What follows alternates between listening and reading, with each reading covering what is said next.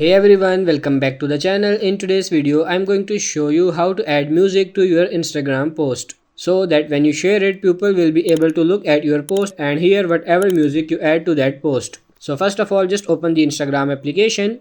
Now to create a post, just tap on this plus in the bottom. Then simply add whatever media to your post that you want it.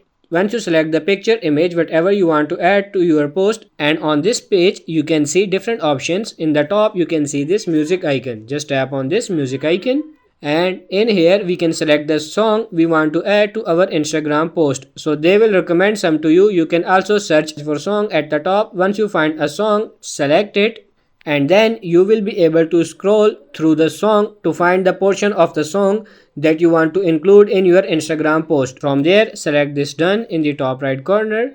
Now click on this next, and now the song will be added to your post. And as you can see, it's processing.